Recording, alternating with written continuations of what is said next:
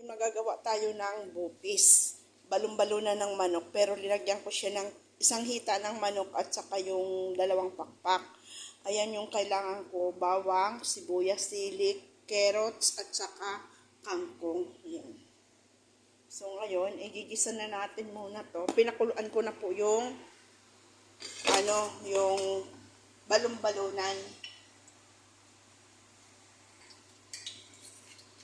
So, ito natin yan.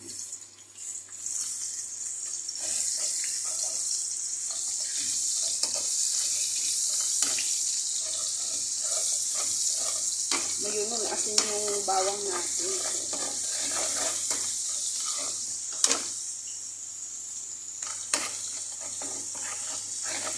Lubat ang silpo natin, kaya madali lang po ito. Lagay natin yung sibuyas. Sama na yung sili.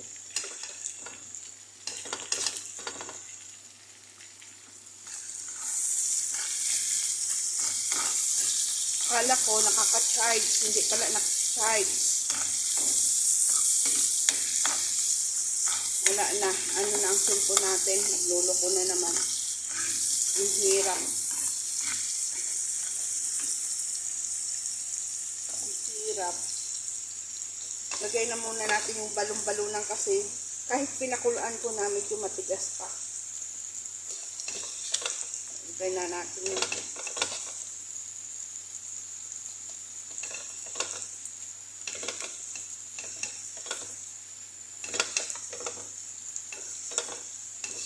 itong balat ng manok, ilagay na natin para magmantika-mantika.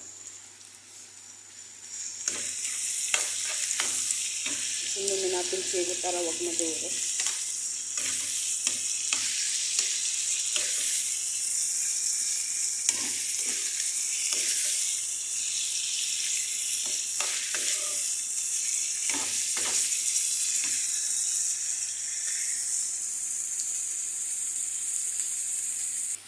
Ayan, ilagay na natin yung manok din. Saka yung carrots.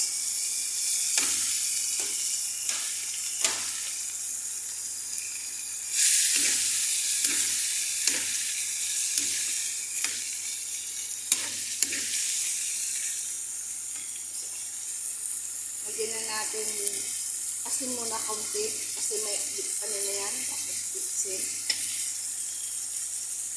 Yung bawang natin may dilig dito sa asin. So, ayan, paminta. Ito natin soy sauce. Bahala na kayo kung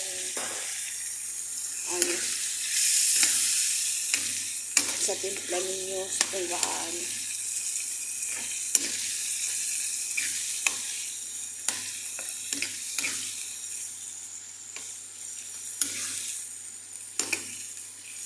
Mamaya ilalagay natin yung kangkong.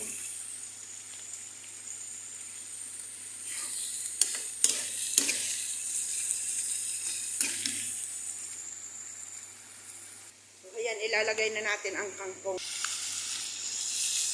Ilagay na natin ang kangkong. Yung tangkay po iyan, kaso linagyan ko siyang dahon-dahon para mayroon siya din fountain green. Sarap sana nito kung sa baboy. Kasi wala man tayo dito yung baboy. Nag-craving tayo, pag ito na lang gagawin natin. Mamaya lalagyan natin ng vinegar. Pero hindi vinegar ko na lang ilalagay para mas mabango, lemon. Kasi dinagdagan ko siya ng manok para may counting. Madagdagan ba?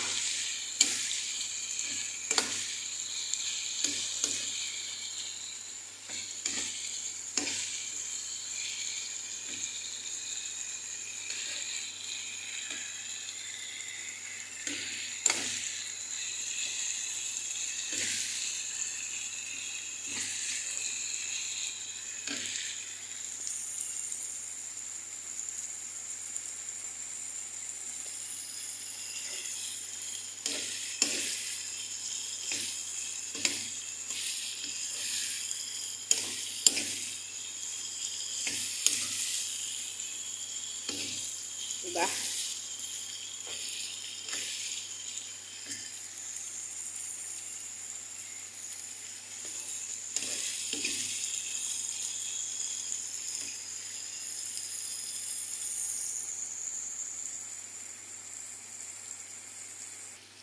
So, ayan, instead na vinegar, lagay natin lemon kasi mas mabango ang lemon. Ewan ko sa inyo, ako naglalagay ako yan. Kanya-kanya tayong diskarte, di ba? Ayan, papadry-dry na lang natin yan. Okay na yan. Laglagan natin ng konting paminta. Pero yung asin po, okay.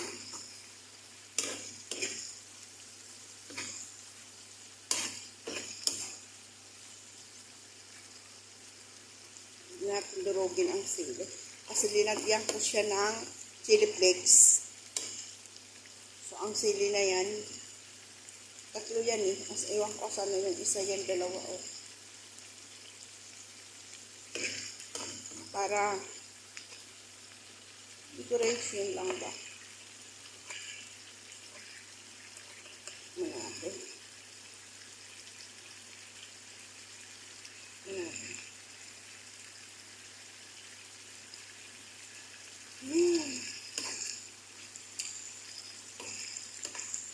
Sarap.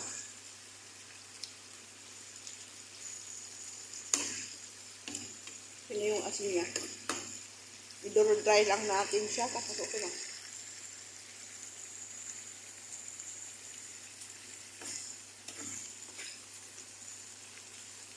May kanin tayo dyan yung kahapon.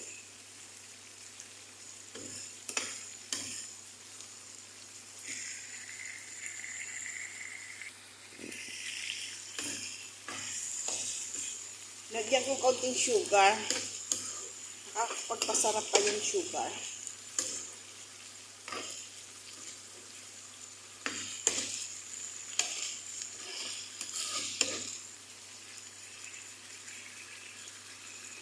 Natin.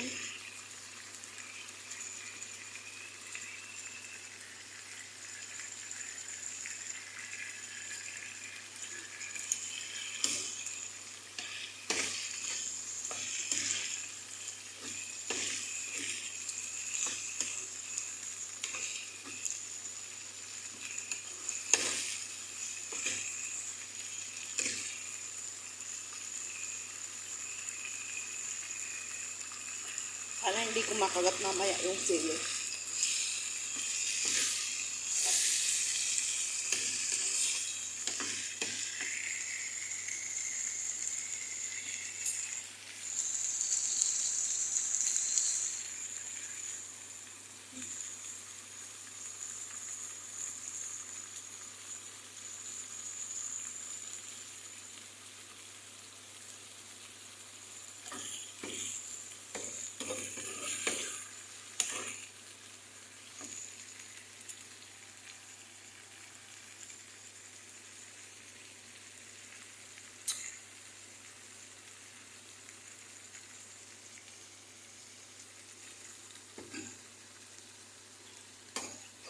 Iba man yung ulam natin kasi lagi na lang din manok kaya iba yung luto naman sa manok.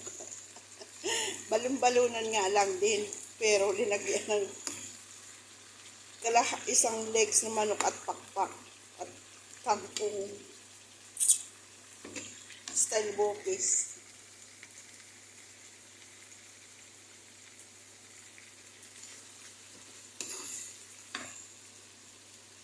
Ayan yung dalawa. Ewan ko asama yung isa.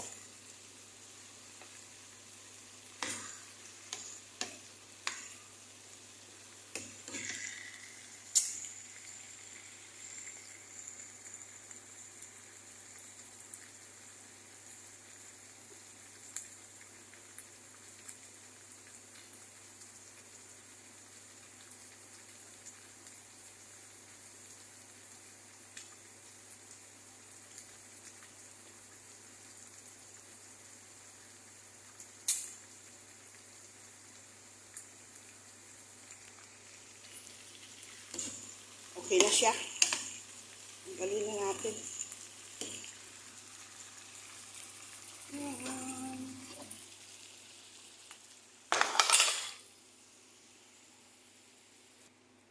Ayan na po ang ating bupis is done. Nag-craving talaga ako ng bupis. Bupis balon-balunan with isang legs na manok. Iyan, yung nilutuan, nilagyan kong kanin. So, ayan na. Tikman natin. Tikman natin sa kanin. Hindi masandok.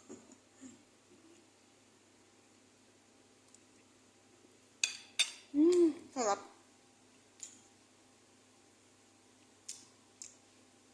Medyo lasa yung lemon, paminta. At saka may konting kagat na sili.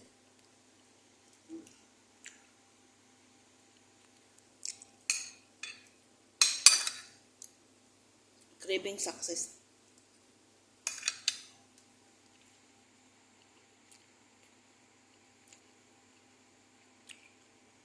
Thank you for watching. Bye-bye.